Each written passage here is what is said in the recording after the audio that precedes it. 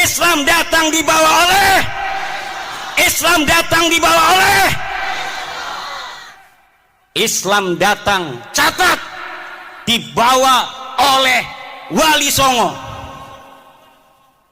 yang sekarang Nahdlatul Ulama mengkristalkan ajaran Islam Wali Songo dengan tawaran konsep Islam Nusantara.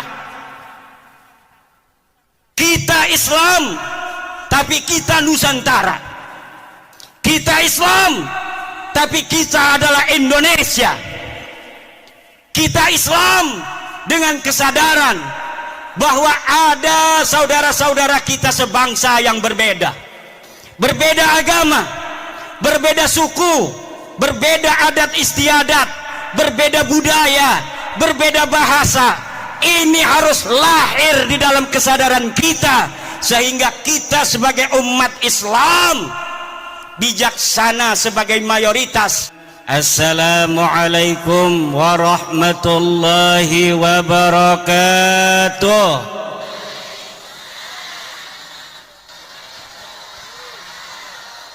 Siapa kita? Siapa kita? NKRI. Alhamdulillah, alhamdulillahil malikil hakim, al-jawadil karimil azizir rahim, fattariqu ilaihi wadihun lil qasidin, waddalilu alaihi laihun lin nadhirin. Wassalatu wassalamu ala sayyidina Muhammadin wa ala ya Hannanu ya Mannan ya Dayyanu ya Sultan ya Dzal Jalali wal Ikram. Amma ba'du, faya ashabal fadail, para alimil ulama, wabil khusus Rais Syuriah PCNU Kabupaten Garut, sahibil fadilah Kiai Haji Amin, pimpinan Pondok Pesantren As-Sa'adah, Ketua Tanfidiyah PCNU Kabupaten Garut, Kiai Haji Encep Kiai Haji Aceng Abdurrahim, Ketua MUI Kabupaten Dandim dan jajarannya, para lembaga-lembaga dan Banom NU Kabupaten Garut, RMI PCNU Garut, LBM PCNU Garut, Lakspedam PCNU Garut, dan yang paling membanggakan, Pagar Nusa PCNU Kabupaten Garut, yang pada hari ini ketuanya menjadi ketua panitia halal bihalal PCNU Garut, ketua muslimat PCNU Garut, ketua Ansor PCNU Garut, ketua IPNU, dan seluruh ketua MWCNU se-Kabupaten Garut, serta seluruh ketua ranting se-Kabupaten Garut. Semoga Allah melimpahkan keberkahan kepada seluruh pengurus NU Kabupaten Garut, dan tak lupa kepada seluruh warga Nahdliyin, warga Nahdliyat Kabupaten Garut. Semoga senantiasa Allah Subhanahu wa ta'ala limpahkan rizki yang banyak, anak yang saleh dan salihah, istri yang salihah, suami yang nurut. Mau ibu-ibu punya suami nurut? Suami yang bertanggung jawab, amin. Suami yang jangan banyak laganya, Udah satu cukup satu. Amin kata muslimat, diem kata bapak-bapak. Dan para pelajar-pelajar NU Kabupaten Garut, jangan salah pilih suami nanti. Amin. Pilih suami yang soleh. Suami yang soleh itu cirinya yang pakai sarung.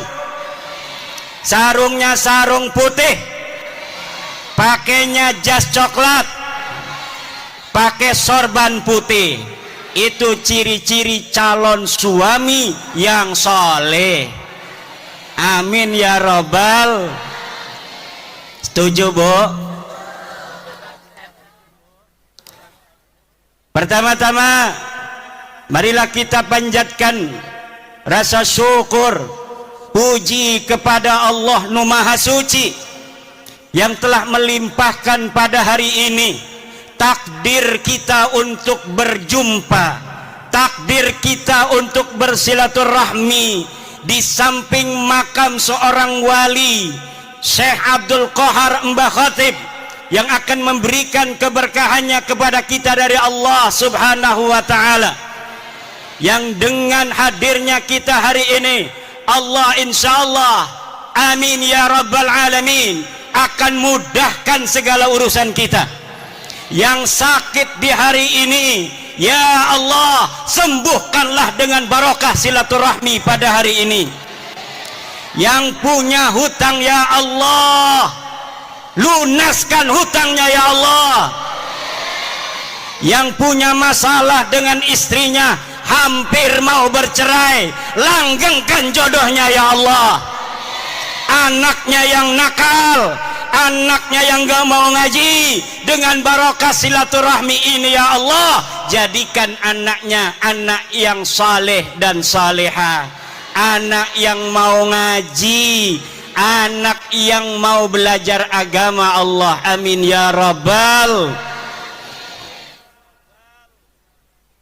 Salawat beserta salam mari kita sanjungkan kepada baginda alam, habibi wa qurratu aini, Muhammad ibn Abdullah, man huwa samsun, man huwa badrun, man huwa nurun fawqa nurin, man huwa iksiru wa ghali, man huwa misbahus suduri, jaddal hasani wal husaini, sayyidina wa maulana Muhammad, sayyidina wa maulana Muhammad, sayyidina wa maulana Muhammad. Hadirin warga NU Kabupaten Garut, Nahdlatul Ulama hari ini telah memasuki abad yang kedua. PBNU mencanangkan tema untuk abad yang kedua ini, merawat jagat, membangun peradaban. Merawat jagat, membangun peradaban.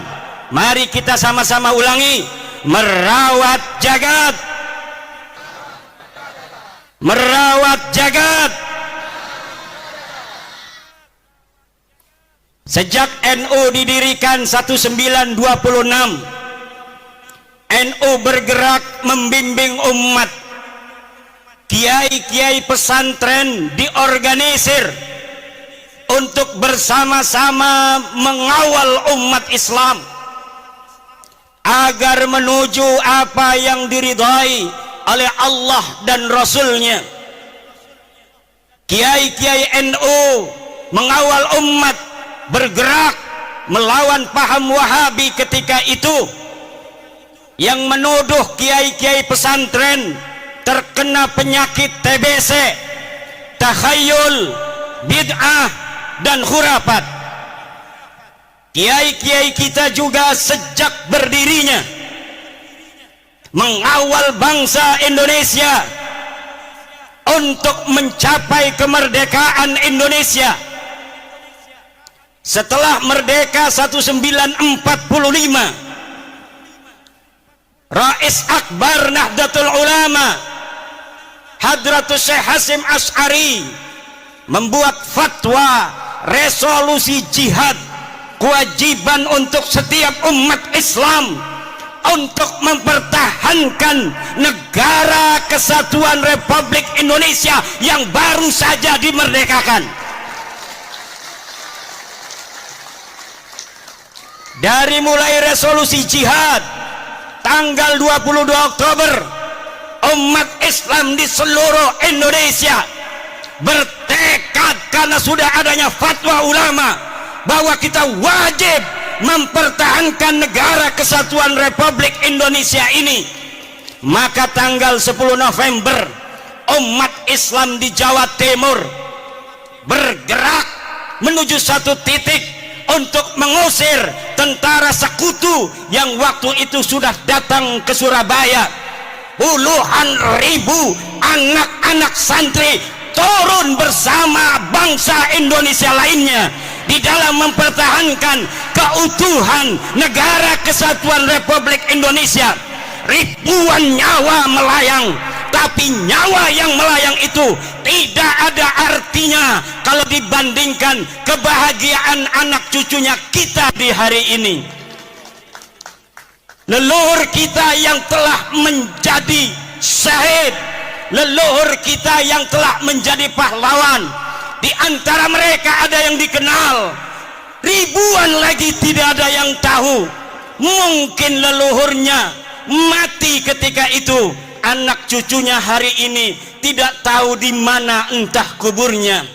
Tetapi perjuangan mereka telah menghasilkan kita kedamaian di hari ini, ketertiban dan kemerdekaan. Maka ini nikmat yang tidak boleh oleh kita warga NU dilupakan, untuk senantiasa menjaga negara warisan para leluhur-leluhur kita ini.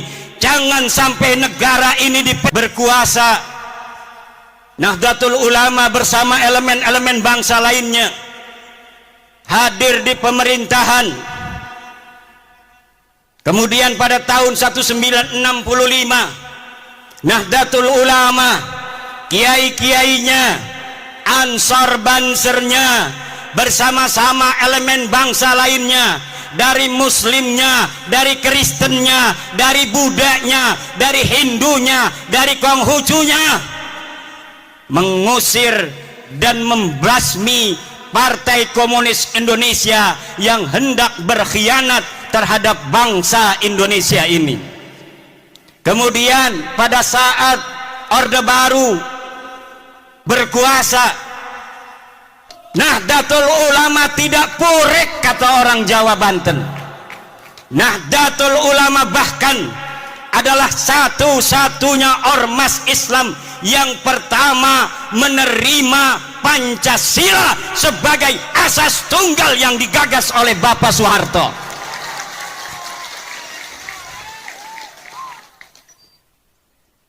Kalau ormas lain mungkin sudah turun ke jalan, ormas terbesar oleh pemerintah Soeharto ditinggalkan, keberadaan yang besar dinafikan.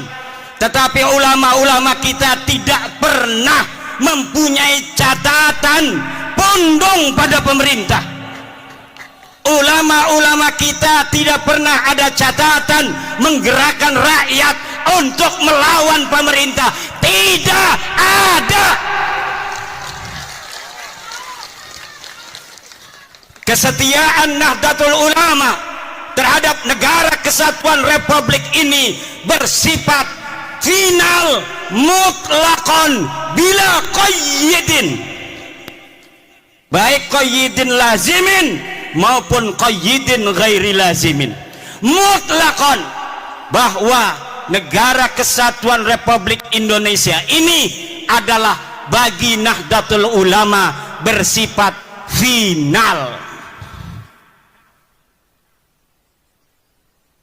Setelah reformasi hadir seorang putra Nahdlatul Ulama, Sayyidi Syekh Abdurrahman Wahid, Gus Dur, Allah takdirkan memimpin negara kesatuan Republik Indonesia.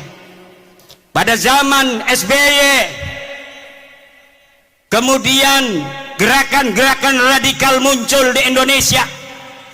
NU bersama warga bangsa lainnya berjuang bagaimana gerakan-gerakan radikal ini bisa diberantas dari Indonesia. Abuya Dimyati berputra Abuya Muhtadi. Abuya Muhtadi berfatwa bahwa gerakan-gerakan radikal semacam HTI, FPI harus dihilangkan dari Indonesia. Sebelum negara Indonesia ngeh terhadap HTI dan sebagainya, Abuya Muhtadi Dimyati sudah berfatwa terlebih dahulu beberapa tahun yang silam bahwa HTI harus dibubarkan dari Indonesia.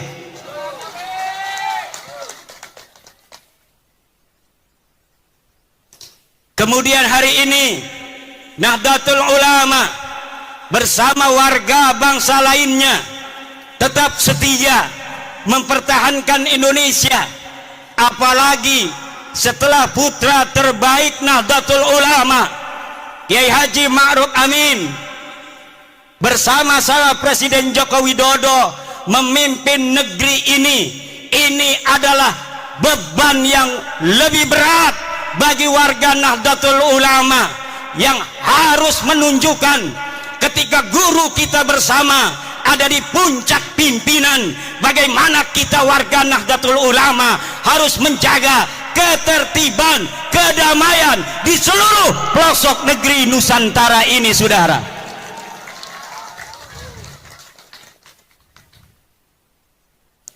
Indonesia ini negeri yang baldatun thayyibatun wa rabbun ghafur. Islam datang dibawa oleh Wali Songo. Islam datang dibawa oleh Wali Songo. Islam datang dibawa oleh Wali Songo. Islam datang dibawa oleh Islam datang dibawa oleh Islam datang dibawa oleh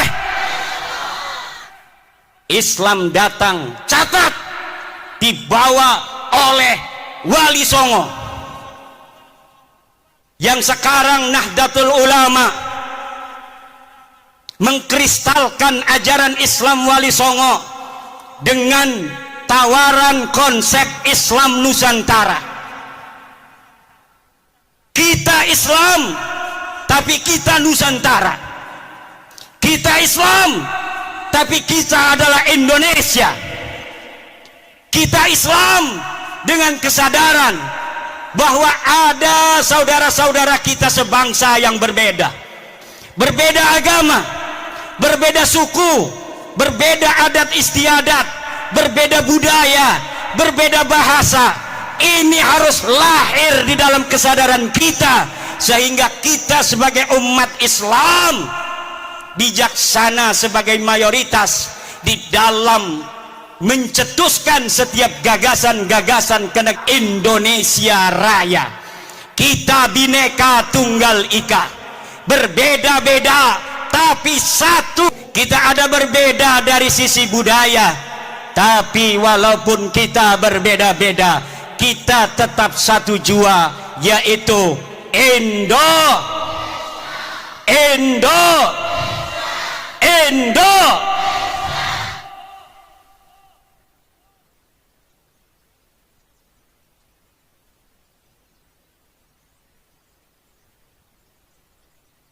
Para pendahulu kita mengatakan bahwa kemerdekaan Republik Indonesia ini adalah atas berkat rahmat Allah. Lihat dalam Undang-Undang Dasar. Dan sesungguhnya kemerdekaan itu ialah hak segala bangsa. Dan oleh sebab itu, maka penjajahan di atas dunia ini harus dihapuskan karena tidak sesuai dengan pri keadilan, dan pri kemanusiaan. Indonesia harus bersatu dan pertama harus merdeka, karena di dalam undang-undang yang disebutkan bukan bersatu terlebih dahulu. Bersatu kalau masih ada satu suku bangsa merasa lebih tinggi derajatnya dari bangsa lainnya di Indonesia. Buat apa kita bersatu kalau mereka, orang-orang yang bukan pribumi Indonesia, menganggap kita pribumi Indonesia adalah sebagai budak-budak mereka. Wahai pemuda-pemuda Garut, hai pemuda-pemudi Jawa Barat, hai pemuda-pemudi Pajajaran, hai putra-putri Siliwangi, hai putra-putri Aceh, hai putra-putri Sumatera, hai putra-putri Kalimantan, hai putra-putri Sulawesi, hai putra-putri Maluku, hai putra-putri Papua, hai putra-putri Nusa Tenggara, hai putra-putri Bali, hai putra-putri Madura, hai putra-putri tanah Jawa. Kalian adalah pewaris-pewaris negeri Indonesia ini. Jangan sampai kalian di negeri kalian sendiri yang direbut dari penjajah dengan darah-darah kakek-kakek kalian sendiri, kemudian negeri ini, kehormatan kalian, kalian gadaikan, kalian jadikan hal yang menghinakan daripada perjuangan kakek-kakek kalian sendiri. Jangan menjadi budak dari bangsa-bangsa selain kalian.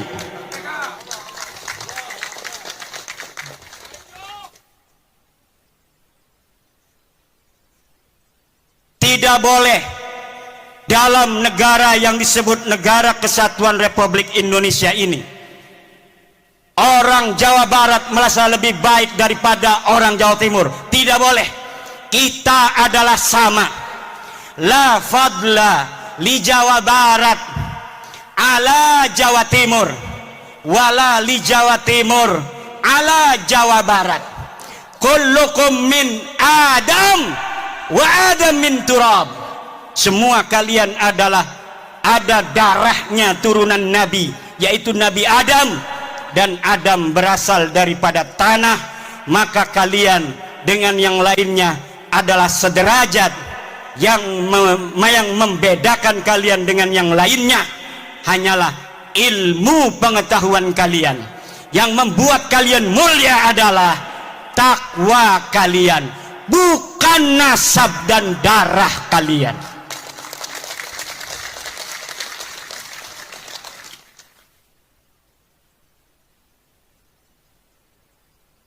Kullukum ummahatukum waladnakum ahrara fala takunu abidan li ghairikum.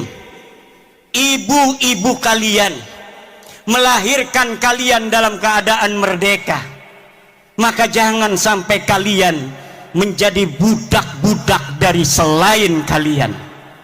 Di hadapan Allah kita adalah sama. Tidak boleh di dalam Negara Kesatuan Republik Indonesia, tidak ada di dalam ajaran Islam ta'lihul inas wa ta'nisul ilah. Tidak ada menuhankan manusia dan memanusiakan Tuhan. Yang ada adalah kita wajib untuk tunduk dan patuh hanya kepada Allah Subhanahu wa ta'ala. Kita diperintahkan oleh Allah hanya taat kepada Allah dan taat kepada orang-orang yang diperintahkan oleh Allah untuk kita taati. Siapa dia? Atiullaha wa atiur rasula wa ulil amri.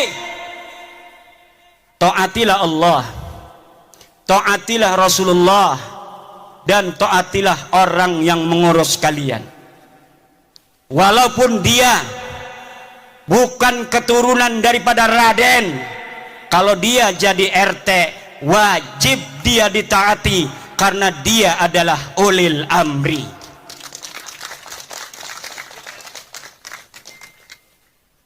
walaupun dia turunan Nabi Nuh, turunan Nabi Ibrahim, kalau dia tidak jadi apapun dalam kehidupan, tidak ngurus urusan kalian, tidak ada kewajiban kalian untuk mentaatinya, tidak ada.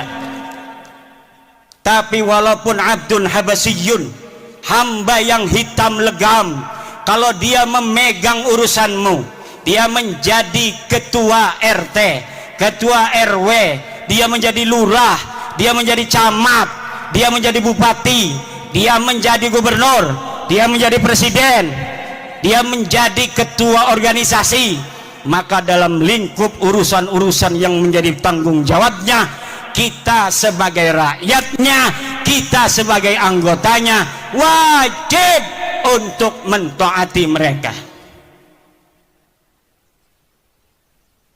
Tidak ada di dalam ajaran Islam orang harus dimuliakan hanya berdasarkan darah dan nasabnya.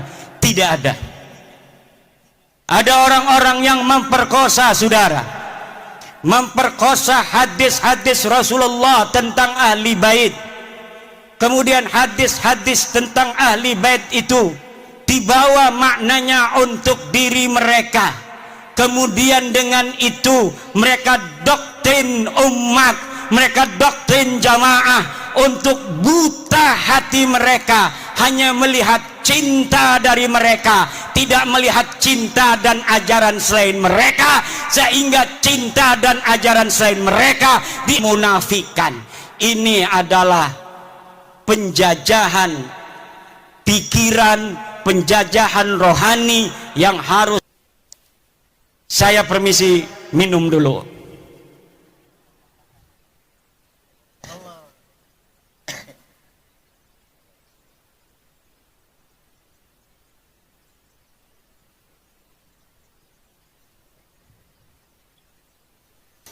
Allah berfirman, walaqad karramna bani Adam, dan sungguh kami telah memuliakan anak Adam. Allah lah yang telah memuliakan kalian, wahai orang Garut, wahai orang Limbangan.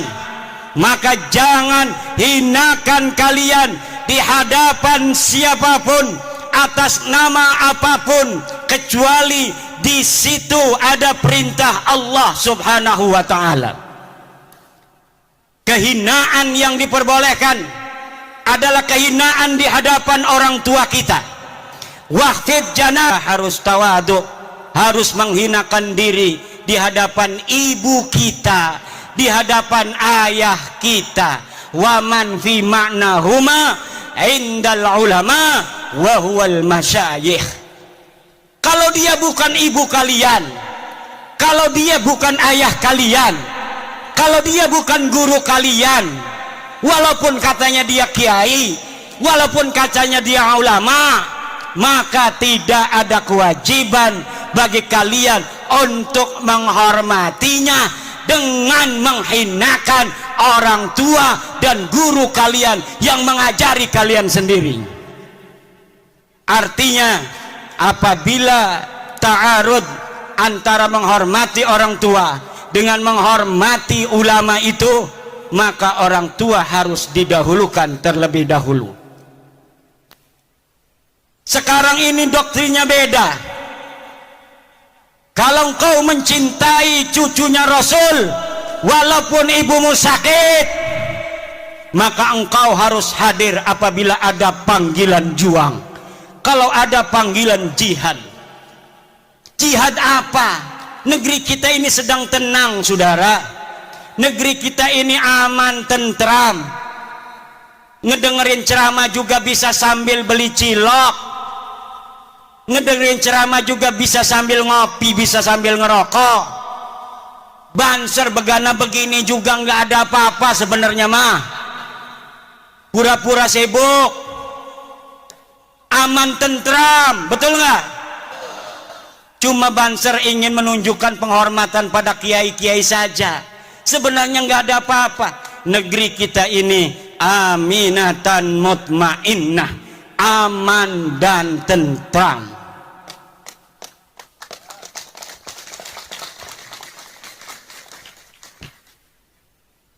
Ini pelajar-pelajar Ibnu kenapa ngeliatinya begitu? Apalagi mikir ini punya istri belum ya?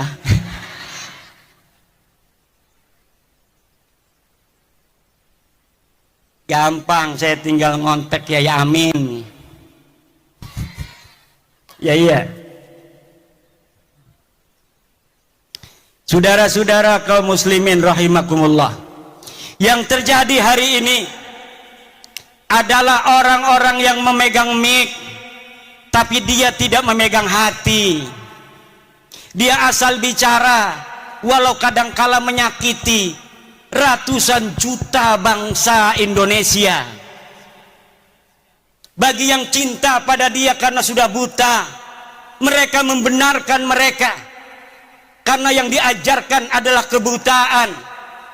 Yang diajarkan cinta, dipanggilnya pengikut itu muhibbin. Tidak seperti Rasulullah memanggil pengikutnya dengan sebutan ashab. Imam Syafi'i memanggil murid-muridnya ashab. Para kiai memanggil pengikutnya santri. Tidak ada yang memanggil muhibbin. Para pecinta itu tidak ada, saudara. Muhibbin itu buta, karena sehingga yang menjadi pengikut mereka amat disebut ashab. Maka ketika Nabi Muhammad tiada, murid-muridnya para sahabat ini kemudian menjadi orang-orang tinggi derajatnya, bahkan bisa mengalahkan Rasulullah, dapat menguasai tanah yang lebih luas, sehingga mereka tanah yang dikuasai itu menyebut la ilaha illallah. Itulah murid-murid Rasulullah yang disebut ashab, bukan disebut muhibbin. Kemudian murid-murid Imam Syafi'i disebut ashabus Syafi'i, sahabat-sahabat Imam Syafi'i. Maka mereka kemudian menjadi ulama-ulama besar sepeninggal Imam Syafi'i. Cucu-cucu muridnya juga menjadi ulama-ulama besar. Kemudian cucu-cucu muridnya menjadi ulama-ulama besar. Mereka yang disebut sebagai ashab adalah mereka yang dididik untuk lebih mulia dan lebih pintar dari gurunya.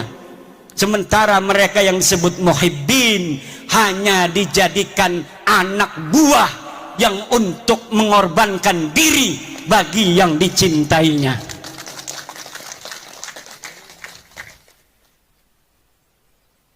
Saudara-saudara kaum muslimin rahimakumullah, apalagi mereka yang berceramah di media-media sosial, di hadapan-hadapan publik, belum pernah riyadhah hati, belum mencapai syarat yang sempurna. Syekh Abdul Qadir Jailani mengatakan, la yambaghi li faqirin ayyatasadda wa yatasaddara li irsadin nas illa in a'tahu Allahu ilmal ulama wa siyasatal muluk wa hikmatal hukama. Tidak segarutnya, layam bagi itu maknanya tidak segarutnya. Kalau orang Jogja tidak seyogianya, kalau orang Banten tidak sebantennya, kalau orang Cigawir layam bagi tidak segawirnya. Li fakirin, untuk seseorang untuk berceramah di hadapan manusia kecuali dia telah diberikan ilmunya para ulama, politiknya para pemerintah, dan hikmahnya para aulia-aulia Allah. Kalau orang telah memiliki tiga, pertama dia adalah ilmu dari para ulama, dia telah pantas berbicara karena sudah banyak ilmunya. Dia sudah ta'lim puluhan tahun di pondok pesantren, kemudian dia mengerti siasatal hukama, politiknya para pemerintah. Kadang-kadang politik itu li siasatin nas, sesuatu yang kelihatannya tidak baik untuk satu kelompok, tetapi hal itu manfaat dan maslahatnya baik untuk masyarakat yang lebih luas. Pemerintah kadang-kadang harus melakukan hal-hal yang demikian. Yang ketiga adalah hikmatul hukama. Dia harus mempunyai hikmahnya para aulia-aulia Allah, kasih sayang dan cinta di hati. Tidak setiap ilmu itu saudara bisa untuk diberikan di hadapan publik seperti ini. Yang harus diberikan ke hadapan publik seperti ini adalah apa yang menggerakkan mereka untuk mendekatkan diri kepada Allah dan menghilangkan perbudakan pikiran yang menggelantung di hati-hati masyarakat, sehingga pencerahan itu akan membuka dirinya untuk menjadi manusia yang merdeka, manusia yang betul-betul tidak menjadi budak daripada manusia lainnya. Saudara-saudara, sebenarnya saya ingin lama untuk berceramah, tetapi suara ini karena saking semangatnya di negeri sendiri, karena saya walau dari Banten tapi ada kata orang tua, ada silsilah nasab ke Bandung, Garut dan Sumedang Larang. Kalau di DNA, kalau berani DNA ya, berani nggak tes DNA? Berani nggak tes DNA? Berani nggak tes DNA?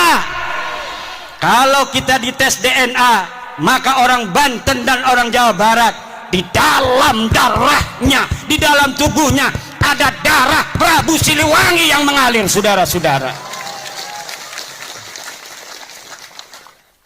Kalau diurut dari nonong-nonong, neng-neng yang duduk ini, dari dirinya sampai Prabu Siliwangi, lihat ada berapa leluhur yang telah mati di medan juang. Ada berapa leluhur yang telah mati syahid dalam mempertahankan tanah Pasundan dan Jawa Barat ini, dalam mempertahankan Indonesia Raya ini, saudara. Maka kita kalau ada tes DNA diperintahkan oleh Gubernur Ridwan Kamil, turunan Sunan Gunung Jati, hei orang-orang Garut, tes DNA, aing hayang nyaho siap keturunan saha, siap ente tes DNA.